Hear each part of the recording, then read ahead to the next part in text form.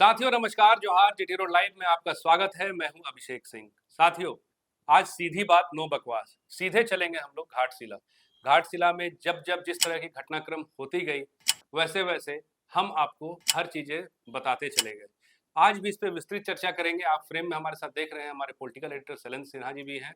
और जैसे जैसे अब चुनाव की तारीख नजदीक आ रहा है, आप देखेंगे आरोप प्रत्यारोप और राजनीतिक दांवपेच भी अपने चरम पे पहुंचती हुई नजर आ रही है। घाटशिला विधानसभा क्षेत्र में जहां एक तरफ इंडिया फोल्डर से जेएमएम अपनी पूरी ताकत झोंक रहा है, कोई कोर कसर नहीं छोड़ रहा है, वहीं आप देखिए तो एनडीए गठबंधन की ओर से भी चंपईदार कब से ही वहां पे कैंपेन किए हुए हैं और वहां से जुड़े लोक हित के मामलों को उठाते चले आए हैं। चाहे वो मामला स्कूली शिक्षा का हो, चाहे वो मामला भ्रष्टाचार का हो, चाहे वो मामला सड़क का हो, चाहे वो मामला चिकित्सा का हो, हर पक्ष को वो एक तरफ से वहां उजागर कर रहे हैं।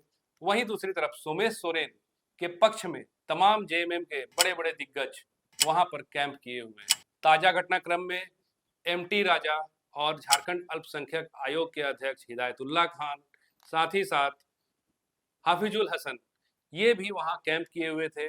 और दूसरी तरफ समीर मोहंती समेत तमाम बड़े बड़े जेएमएम के जो नेता हैं, वो भी अपने उपस्थिति को वहां दर्ज करा रहे हैं। और साथ ही साथ जेएमएम के पक्ष में, या कहिए सोमेश सोरेन के पक्ष में, जेएमएम की दावेदारी मजबूत कर रहे हैं। इन्हीं मुद्दों पर चर्चा करने के लिए आइए अब हम सीधे चलते हैं शैलेंद्र सिन्हा जी के पास। शैलेंद्र जी, क्या ऐसा लग रहा है इस बार? आप देखिए कि दोनों ओर से आरोप प्रत्यारोप और साथ ही साथ अब जो है सरगर्मी भी बहुत तेज हो गई है। तो हाँ, इसमें आप क्या देख रहे हैं शैलेंद्र जी अब? देखिए अब तो आर-पार की लड़ाई ही होगी क्योंकि और तो कुछ होना जाना नहीं। जी, अब तो कोई भी आप ना तो अपनी कोई योजना बता सकते हैं वहाँ पर, ना कोई वादे कर सकते हैं। हुँ, हाँ, ये ज़रूर आप कह सकते हैं जो यदि हम जीते तो हम ये करेंगे, हम जीते तो वो करेंगे। जी, लेकिन आप जनता को प्रभावित करने के लिए कोई घोषणा नहीं कर सकते, कोई हुँ, योजनाओं की घोषणा नहीं कर जी, सकते, बिल्कुल। कोई उस तरह की चीज़ें नहीं दे सकते। हालाँकि देखिए इस बीच में ज़रूर सरकार ने 2 ऐसी चीज़ें घोषणा की है हुँ, जिसको लेकर के बवाल हो सकता है आने वाले दिनों में या फिर जिसको लेकर के आरोप भी लग सकते हैं। सबसे पहला है जो मैया सम्मान योजना की राशि को देना, जी, 2 महीने की वो भी राशि एकमुश्त दो सरकार ने, हाँ, एक हाँ, मुश्त 2 महीनों की राशि को देना और हुँ, उस जितने 12 जिलों में सरकार ने घोषणा की जो उसकी राशि मिलेगी महिलाओं को, जी। जो लंबित या बकाया के रूप में आप कह सकते हैं, तो नहीं, तो वो इसको चीज़ आप तो घोषणा की ओर से कैसे देख रहे हैं शैलेंद्र जी? नहीं, ये तो इसको हर देखिए, हर महीने नहीं, आप लोग ये देते ही इसलिए कह रहे हैं ना, हाँ, देखिए ये इसलिए है जब आपको पता है जो उस इलाके में हुँ, विधानसभा उपचुनाव होना है, तो हुँ, फिर आप इसको उस तरीके से घोषणा करके और सोशल मीडिया पे आकर के बयान जारी करना, अखबारों में उसके संबंध में विज्ञापन डलवा के या फिर खबर डलवाना, बड़े-बड़े खबर, नहीं, तो तो ये कोई चीज़ तो गलत है सर ना, कोई आप उसको बोनस तो वो दे प्रभावित नहीं रहे हैं ना, कोई बोनस तो दे नहीं रहे हैं। नहीं अरे 2 महीने का बकाया एक साथ उन्होंने दे दिया, तो इसमें नई बात क्या होगी सर? नहीं, नई बात है कि सबसे ज़्यादा ये है ना, जो आप मतदाताओं को किस प्रकार से हमको आपके वो मतलब कहते हैं ना, जो हिडन इंटरेस्ट क्या है आपका? जी, आप छुपी हुई कौन-सी ऐसी बात है जिसके ज़रिए आप मतदाताओं को प्रभावित करने की कोशिश करते हो? क्योंकि चुनाव आयोग का तो आदर्श आचार संहिता यही कहना है, आप किसी भी प्रकार से मतदाताओं को प्रभावित नहीं कर सकते। जी। मतदाताओं को अपने पक्ष में ये नहीं कर सकते। तो वैसे में तो हम तो सवाल उठाएँगे ही। सर जो प्रभावित हमारे तब मतलब करते ना कि हम एक साथ एडवांस दे दिए, मान लीजिए, लेकिन ये तो रेगुलर चीज़ें हैं सर। नहीं, बिल्कुल आप देखिए, आप हुँ, सही कह रहे हैं जो ये रेगुलर चीज़ें हैं, लेकिन आप इसको यदि चुपके से डाल देते, हुँ, बिना कोई विज्ञापन डाले, अच्छा, बिना कोई सोशल मीडिया में उस तरह से प्रचार-प्रसार नहीं करते, जी, तब लगता है जो हाँ, चलिए एक सामान्य प्रक्रिया है, जो चीज़ें चल रही हैं, वो चल रही हैं। हुँ, लेकिन आपने वो नहीं किया। दूसरा देखिए, एक जो बड़ा महत्वपूर्ण है, जो 6 नवंबर को हुँ, लगभग 7,500 हुँ, जो नए सहायक आचार्य हैं, जी, उनकी नियुक्ति से संबंधित नियुक्ति पत्र का वितरण होना और जी, वो कार्यक्रम भी पता है कहाँ रखा गया है? जी, वो कार्यक्रम भी आपने सरायकेला में रख दिया 6 बिल्कुल, नवंबर को। पड़ोसी यानी जिले में। चुनाव से जी, 3 दिन पहले जब चुनाव प्रचार खत्म होना और ठीक वो बगल का इलाका, जी, घाट से लगे बगल का इलाका। तो ऐसे में तो हम तो आपकी नीयत पे सवाल तो उठाएँगे ना। हुँ, तो ये चीज़ तो है जो सरकार थी। इसलिए देखिए अब कोई दाँव-पेच नहीं है, कोई मतलब वो आप कह सकते हैं ना जो छुपी हुई कोई बात है ना। सरकार या मतलब कि सत्ताधारी दल जो है, चाहे वो जेएमएम हो, चाहे कांग्रेस हो, चाहे राजद हो, तो वो तमाम दल जो है ना, वो मतदाताओं को प्रभावित करने के नज़रिए से चीज़ों को तो वो करेंगे, कोशिशें करेंगे और ये कोशिशें शुरू हो गई। आप देख लीजिए ना, जैसे अभी आपने दर्शकों को बताया जो कैसे जेएमएम के कई विधायक हैं, या फिर अल्पसंख्यक आयोग के। जी अल्पसंख्यक आयोग एक गैर मतलब कि आप उसको क्या, इसको संवैधानिक संस्था के रूप में आप इसको रख सकते हो, और यदि उसके अध्यक्ष चुनाव प्रचार जाके कर रहे हैं, किसी के पक्ष में वोट मांग रहे हैं, तो मुझे लगता है जो ये तो फिर आप गलत संदेश एक दे रहे हैं। विधायक है, ठीक है, विधायक आप जा सकते हैं, जी कोई दिक्कत नहीं है, लेकिन कम से कम अ, ऐसे जो मान लीजिए मानवाधिकार आयोग के अध्यक्ष चले जाए, खाद्य आयोग के अध्यक्ष, सूचना आयोग, ये लोग जाके यदि आयोग वो है ना, वो सबके लिए, वो किसी पार्टी विशेष के लिए नहीं, जी। तो उनका वहां पे जाना एक ये गलत तरीका तो अच्छा, जेएमएम से तो आप देखिए कि एक तरह से पूरी तैयारी शुरू हो गई है, तमाम हम्म विधायकों का एक तरह से दौरा शुरू हो गया है वहाँ पे। लेकिन अभी भी हम्म एनडीए फ़ोल्डर से आप देखिएगा तो एक तरह से सन्नाटा जैसा महसूस हो रहा है वहाँ पे, सिर्फ़ अकेले चंपई सोरेन हैं या कभी बाबूलाल सोरेन, इनके ही बयानबाज़ी चल रही है या यही जो है ऐसा लग रहा है कि वहाँ पे अकेले सँभाले हुए हैं पूरे मोर्चा नहीं, को। ये तो देखिए, ऐसे भी हम सभी लोग और पहले से भी हम लोग कहते रहे हैं, जो यह चुनाव भाजपा नहीं लड़ रही है, चुनाव चंपई सोरेन लड़ रहे हैं, या जी, चुनाव बाबूलाल सोरेन लड़ रहे हैं, तो निश्चित रूप से उनको इन चीजों की होगी। यहाँ तक कि देखिए ना, बगल में पड़ोसी मतलब वही उसी जमशेदपुर जिले में जो जदयू के विधायक हैं, सरयू राय, जी। वो भी पिछले दिनों वहां घाटशिला में नजर आए थे, लेकिन वो सिर्फ एक मौका था जब आपको एकजुटता दिखानी थी एनडीए को लेकर, जब वो नॉमिनेशन दाखिल कर जी, रहे थे आप बाबूलाल देखिए ना उस सोनकर दिन तो। बाबूलाल मरांडी हो, रघुवर दास हो, हाँ, तमाम लोग थे, तमाम लोग लेकिन उसके बाद फिर जी, नहीं दिख रहे हैं वहां पर। हाँ, ये जरूर है, जो सोशल मीडिया के जरिए बड़ी आप चीजों को रख रहे हैं और लोगों से अपील भी कर रहे हैं, चाहे वो बाबूलाल सोरेन का सोशल मीडिया हैंडल हो, चाहे चंपई सोरेन का सोशल मीडिया हैंडल हो, वो चीजें हैं। लेकिन जमीन पे मुझे लगता है जो शायद कुछ दिनों जैसे चुनाव प्रचार की मतलब कि आप शुरू हो जाएगा कल से, तो नहीं, चुनाव प्रचार अब शुरू अगले कुछ घंटों में शुरू हो जाएगा, तो जी, उसके बाद से आप ये कह सकते हैं जो तस्वीरें थोड़ी और क्लियर होगी, जो कौन कौन नेताओं की क्या जिम्मेदारी। हालांकि जो 40 उम्मीदवारों, 40 लोगों की जो स्टार प्रचारकों हुँ, की सूची भाजपा ने चुनाव आयोग को सौंपी है, उसमें तो जरूर कई बड़े बड़े नाम जी, है, जिसमें जी। शिवराज सिंह चौहान का भी नाम है, मोहन चरण मांझी मोहन हैं। चरण मांझी है, जी, छत्तीसगढ़ के सीएम विष्णुदेव विष्णु साय हैं, साय। जी, या फिर दूसरे और भी बड़े शीर्ष नेता हैं, अर्जुन मुंडा है झारखंड से, रघुवर रघुवर दास, दास हैं। बाबूलाल जी, मरांडी समेत कई हैं, विधायक तक हैं उसमें, तो वैसी स्थिति में तो दिखेंगे वो। लेकिन अभी, लेकिन देखिए जो आक्रामक शैली जेएमएम ने अपना रखी है हुँ, ना, हुँ, वो उनके विधायक आप तमाम मतलब कि देखिए, विकास मुंडा एक ही दिन में 5 विधायक, निरल पूर्ति वहां दिख रहे हैं, जी, समीर मोहंती दिख रहे जी। हैं, सब आसपास के विधायक है। यानी आपको बताने की जरूरत नहीं है, आपके लिए तो खुद एक मौका था जो अपना चेहरा दिखाने का। बीजेपी में भी ये कोशिशें हो सकती थी, लेकिन नहीं, वो हो लेकिन नहीं पाए। स्थानीय मुद्दा जो है शैलेंद्र जी, वो सिर्फ़ मुझे लग रहा है कि चंपई ही वहाँ से फ़ोकस कर रहे हैं। चाहे वो धारपुमगढ़ में अभी देखिए ना, अवैध हम्म पेड़ की कटाई का मुद्दा हो, सड़कों में दरार का मुद्दा हो या फिर चिकित्सीय सुविधा, एम्बुलेंस का मामला हो। ये सारे मामले तो चंपई ही उठाते दिख रहे हैं वहाँ पे। देखिए जेएमएम के लोग क्या कर रहे हैं नहीं, इसमें? जेएमएम को देखिए, सरकार को तो फिर अब सरकार तो मुद्दे पे जा नहीं सकती जी, है। सरकार, क्योंकि आप पिछले 6 साल से हैं, 5 साल पिछले कार्यकाल का और 1 साल इस कार्यकाल का, तो आप मुद्दों पे यदि नहीं जाएंगे अपनी और लोगों उपलब्धि के तो बता परेशान सकते होता, हैं। नहीं, हाँ उपलब्धि बताए तो, लेकिन उपलब्धि में बताएंगे ना, वो उपलब्धि में बता सकते हैं, जो मैया सम्मान योजना हमने राशि वो हुँ, लोगों को दी है, जॉब हम दे रहे हैं, वो अभी आएगा जब 6 नवंबर को देखिएगा नियुक्ति पत्र भी बटेगा, तो फिर उस मौके पे भी वो ये बात तो उपलब्धियों में तो जाएंगे, जो हाँ लोगों को नौकरियों के नियुक्ति पत्र मिल रहे हैं। पिछले यदि आप 1 साल में बात करें तो 10, 12, 15 हजार, उससे ज्यादा ही लगभग लोगों को नियुक्ति पत्र मिल चुका है।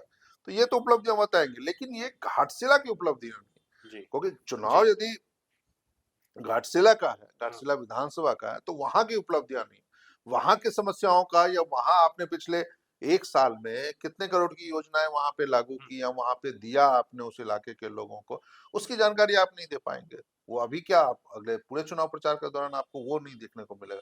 अटैक मिलेगा पूरे चुनाव प्रचार के दौरान, ये देखने को मिलेगा जो कैसे जेएमएम बीजेपी पे हो, क्योंकि देखिए बिहार विधानसभा चुनाव भी चल रहा है इसी दौरान, तो वहां पे यदि आपके ऊपर अटैक आता है, वहां पर आप महागठबंधन को लेकर के कोई बात आती है, या वही चीज आपको यहाँ से फिर आप केंद्रीय मंत्री हो, चाहे गृह मंत्री हो, चाहे प्रधानमंत्री हो, तो आप उनको अपने निशाने पे रख सकते हैं। इरफान अंसारी कह रहे हैं कि घुसपैठ का मुद्दा बना करके हम्म और फिर रोहिंग्याओं का मुद्दा बना करके एक तरह से जो है वहाँ के मूल वासियों को जो है वो छला जा रहा है। हम्म और साथ ही साथ वो कह भी रहे हैं कि अब मैं आ रहा हूँ और आने के बाद ये चीज़ों पे अब लगाम लगाऊंगा, ये करारा जवाब दूंगा।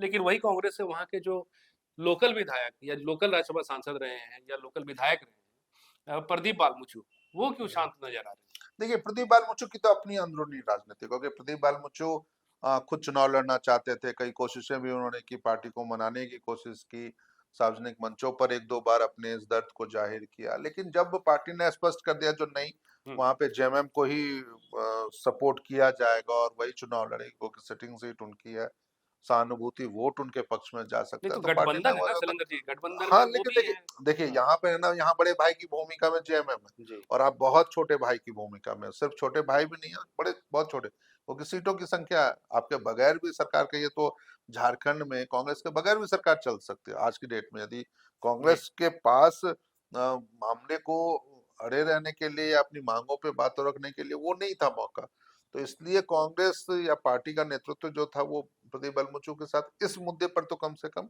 हम्म, खड़ा नहीं दिखा, और यही वजह है जो वो चुनाव मैदान से, क्या ना तो वो नॉमिनेशन में नजर आए उसके सोमेश सोरेन के, और ना उसके बाद जब वो नामांकन सभा का आयोजन किया गया था, मुख्यमंत्री भी मौजूद थे और तमाम कांग्रेस के प्रदेश अध्यक्ष भी मौजूद थे, दूसरे नेता भी मौजूद थे, तो वहां पे भी वो हम्म, नहीं नजर आते हैं, तो निश्चित रूप से एक वो फैक्टर तो काम करेगा, जो आखिर क्यों आप बाहर हैं, और बीजेपी के लिए भी एक मौका होगा, जो यदि अंदरूनी तौर पर वो जी। उनको अपने पक्ष में करने का, उनके समर्थकों को अपने पक्ष में करने पर, तो चुनाव परिणाम इधर से उधर हो भी सकता है। तीसरा पक्ष हम्म। टाइगर जयराम महतो, जब वो नॉमिनेशन के लिए गए थे हम्म। रामदास मुर्मू के सपोर्ट में, उस समय में काफी भीड़ भाड़ और काफी शोर नजर आया था, और आप देखिएगा कि उन पे कुछ कार्रवाई भी हुई, कार्रवाई। इंक्वायरी भी हुई, लेकिन उसके बाद से आप देखिएगा कि अभी ना रामदास मुर्मू नजर आ रहे हैं और ना ही कोई टाइगर जयराम का नया बयान आ रहा है। देखिए ये मुझे लग रहा ना, जो अब सिर्फ सांकेतिक लड़ाई में जयराम महतो नजर आ रहे हैं वहां पर, हालांकि ये कहना शायद मेरी थोड़ी जल्दबाजी भी होगी, जी। क्योंकि अभी पूरा चुनाव प्रचार का समय बचा हुआ, पूरे 14-15 दिन का जो समय हम्म, चुनाव प्रचार का वो बचा था, अभी तो सिर्फ ये तस्वीर ही स्पष्ट हो रही है जो कितने उम्मीदवार चुनाव मैदान में होंगे, तो ऐसे में समय है अभी उसके आकलन को या उन चीजों का आकलन करना सही नहीं होगा, लेकिन ये जरूर है जो पार्टी को लेकर के या पार्टी कार्यकर्ताओं में कह लीजिए, लोगों में कह लीजिए, तो वो उत्साह नजर नहीं आ रहा, हम्म, उसका एक कारण ये हो सकता है, जो जिस तरह से अभी कुर्मी आदिवासी विवाद चल रहा है, यदि वहां पर और लगातार हम्म, जो आंदोलनरत भी है, आदिवासी संगठन भी अलग अलग तरीके से, कुर्मी संगठनों का अपने तरीके से आंदोलन चल रहा है, तो ऐसी स्थिति में यदि वो चीजें आगे बढ़ती है, बार बार जयराम वहां जाते हैं, तो फिर निश्चित रूप से उनके स्टैंड, अपने स्टैंड को ये क्लियर करना पड़ेगा,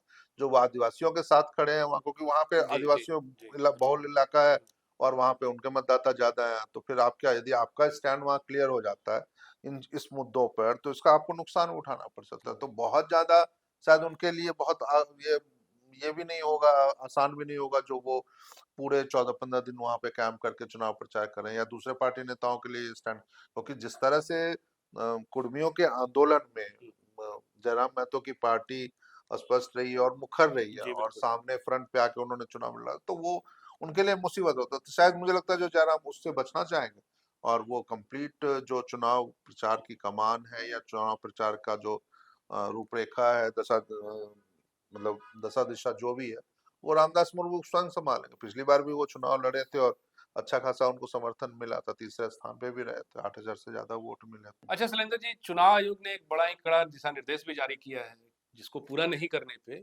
जो जो चुनाव लड़ेंगे बिल्कुल। वो जीते या हारे उस पे भी उनको बहुत संकट हो सकता है। बहुत बहुत जी, देखिए, बहुत सही बात है ये, और चुनाव आयोग ने जो भी पूरे चुनाव के दौरान जो आप खर्च करेंगे राशि अलग अलग तरीके से, और ये बहुत सारे दर्शकों को भी पता है, आपको भी पता है, जो आप इस विधानसभा उपचुनाव में सिर्फ 40 लाख रुपए तक की राशि खर्च करेंगे, जी, तो वो उससे संबंधित है, जो चुनाव आयोग ने स्पष्ट तौर पर सभी मतदाताओं को नहीं, माफी चाहूंगा, उम्मीदवारों उम्मीदवारों को, हाँ, जितने भी उम्मीदवार हैं चुनाव मैदान में, सबको ये कहा है, जो आप 3 बार कम से कम अगले 15 दिनों में आप 3 बार चुनाव के दौरान, प्रचार के दौरान, पहली बार आप 30 अक्टूबर को, फिर 4 नवंबर को, और फिर उसके बाद 8 नवंबर को आप खर्च से संबंधित ब्यौरा जरूर वहां पे निर्वाचन शाखा के कार्यालय में जमा करा दें, यदि वो नहीं करवा पाने में जी, मतलब कि सफल रहे, या उनके, तो फिर उनके खिलाफ चुनावी अधिनियम के तहत भी कार्रवाई हो सकती है, और उसमें हो सकता है यदि आप जीतने वाली स्थिति में होंगे और आपकी तरफ से ये हो जाते, तो वो शायद कहीं चुनाव से पहले कोई कड़ा एक्शन भी जो आयोग ले लेने सकता है। तो साथियों, आरोप प्रत्यारोप का तो दौर शुरू हो गया और ये तब तक चलता रहेगा जब तक वहाँ चुनावी नतीजे नहीं आ जाते। और साथ ही साथ अब चुनावी सरगर्मी भी तेज होती जा रही है। जैसे जैसे दिन नजदीक आ रहे हैं वैसे वैसे लोगों और साथ ही साथ राजनेताओं की भी जो है धड़कनें बढ़ती जा रही है। फैसला तो साथियों 14 नवंबर को ही होना है, जिस दिन मतदान का रिजल्ट आएगा। तब तक के लिए साथियों हमें भी इंतजार करना है, आपको भी इंतजार करना है। और आज के लिए साथियों बस इतना ही। जाते जाते आपसे वही आग्रह है कि अगर आपने हमारे चैनल को सब्सक्राइब नहीं किया है तो ज़रूर से कर लीजिए, हमारे वीडियो को लाइक ज़रूर कीजिए, शेयर ज़रूर कीजिए और हाँ, कमेंट भी ज़रूर कीजिए। आज के लिए आज्ञा दीजिए साथियों, नमस्कार।